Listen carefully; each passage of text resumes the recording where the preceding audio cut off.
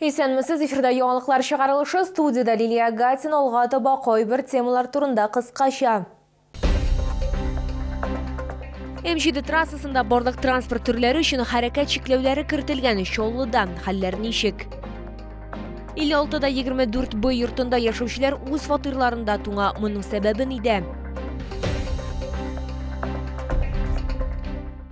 Һәм тагын начар һава торышы. Бүген Чаллыда кар, буран, җил белән көрәшү кабат башланды. Федераль трассалар, зур йөк машиналары һәм автобуслар өчен ябык, М7дә барлык транспорт төрләре өчен хәрәкәт чикләүләре кертелгән. Юлчылар һәм коммуналь хезмәткәрләр автоколада коллапс булмасын өчен көчәйтелгән режимда эшлиләр. Тулырак хәбәрчебез материалында. Җыештыручы Сония Зарипова иртәдән үк эшли. Юлларны чистарткач, кар кабат ява, барысында яңадан җыештырырга туры килә. Аның сүзләренчә, Чаллыда мондый кар күптән булмаган. Моннан тыш буран, җил, начар күз күреме. Көнне карда буран, сагат 4-тә 5-тә чыгам, көненә 3 тапкыр чыгам, менә моннан җыям, җыеп бетереп булмый карны. Бу ел бик кар күп шуны. Буна ни белән кирәк белән җыябыз, кызым, трактор юк, ни юк.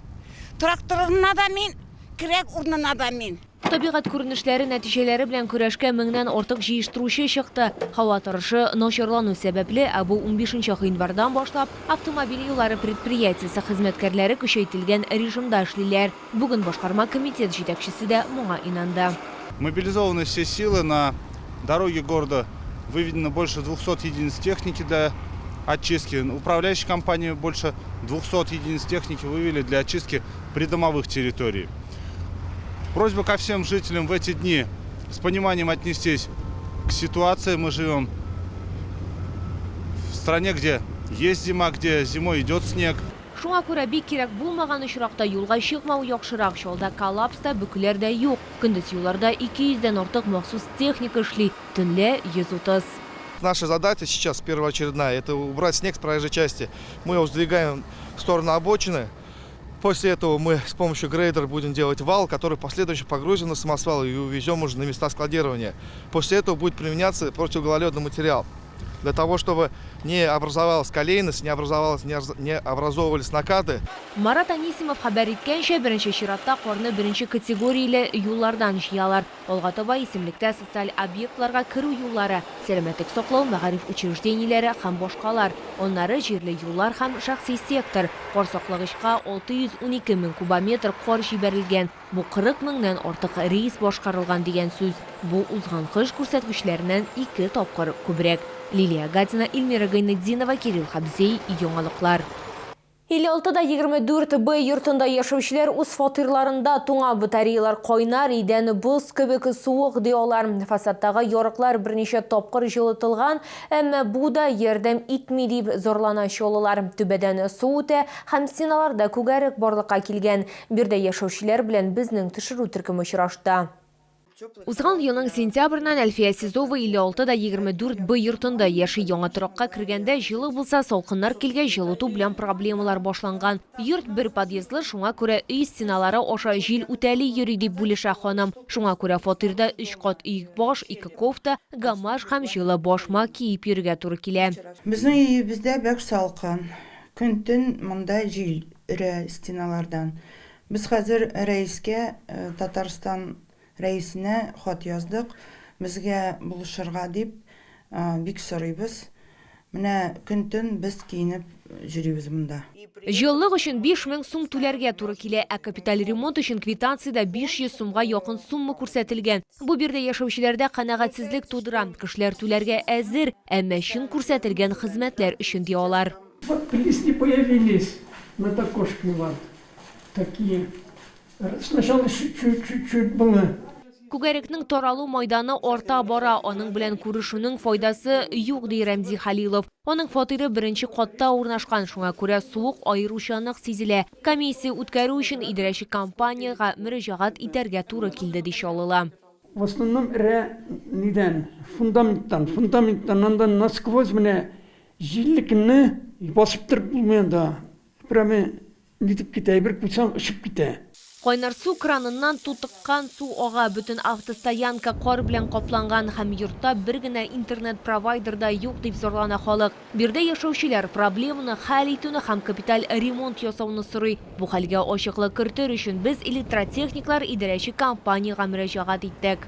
Управляющая компания электротехников подготовит письмо о включении дома 5624Б в программу капитального ремонта на 2025 год, а также выполнит ремонт межплиточных швов согласно шахматке в 2024 году. Комиссия карары белән фатирларның берсе тикшергәннән соң хуҗага кухнядагы тәрәзә уемын җылытуны башкарырга һәм җылыту приборын ачарга киңәш ителде дип өстәде коммуналь хезмәткәрләр. Лилия Гатина, Яна Вальдюли, Нарсултанов, Яңалыклар.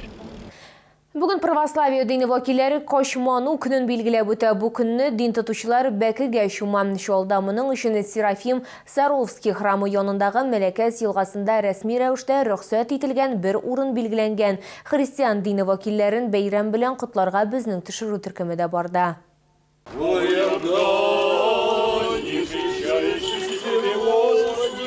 Махсус йыла үткәрелгәннән соңына су изгеләндерелгән дип санала. Шушыннан соңына суга чумарга ярый. Людмила Абабкова һәр вакыт бәкегә чумарга тырыша. Бу елда искәрмә түгел. Вода зимой -4, а воздух бывает и за 20. Купаюсь в любую погоду. Вода прелесть, здоровье, бодрость, наслаждение. Бәкегә чумарга килгән башка чолулар да көч дәрт артуны тойган. Кайберәүләр моны күп еллар дәвамында эшли, икенчеләре исә әле беренче тапкыр гына башкара. Первый раз. Давно собирался, в этом году хотел попробовать. Погода напугала, сейчас согреюсь теплым чаем. Я другой конфессии не уважаю очень сильно. Это все конфессии. Вот поэтому решил отдать дань. Энергетика должна быть. Иммунитет повышаем. Ох, я люблю воду. Я рыба. А рыба воду любит. Мәләкәс елгасы ярында бу йоланы башкару өчен барлык мөмкинлекләр дә булдырылган. Бәке өсте капланган, суга төшү өчен агач баскыч һәм аслык эшләнгән. Моңа әзерлек узган елның декабрь уртасыннан башланган. В январе собирали, скажем так, раздевалку, начали вот это ограждение. Потом также в январе завозился снег для скульптур. И, в принципе, вот уже к сегодняшнему дню подготовили. Здесь дежурят у нас спасатели, медики. Организовано горячее, чай, питание для того, чтобы после того, как окунувшись в прорубь, они могли согреться. Бу көнне су изге һәм сихәтле була дип исәпләнелә. Шулай ук бу ел бәкегә чума алмаучыларга борчылырга кирәкми. Это нет в наших канонах. Но при этом мы радостно с вами погружаемся, если есть такое здоровье, есть такая возможность. Если же, ну вот как-то, можно и дома так же. Окунуться, принять душ в горячей воде или в холодной воде, разницы нет. Вода вся освящена.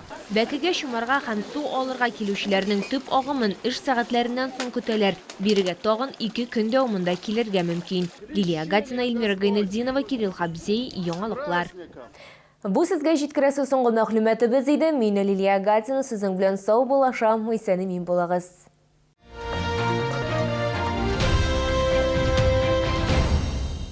Передвижная офтальмология Уфимского НИИ глазных болезней объявляет прием и набор пациентов на бесплатное хирургическое лечение по всем заболеваниям глаз. 24 января с 9 до 13:00. Город Набережные Челны, проспект Чулман, 104, автостоянка школы 87. В производственную компанию «Роротек Кама» по изготовлению автокомпонентов из пластмасс требуется. Оператора АПЛСУ, зарплата 45 000. Телефон 8 960 076 88 01.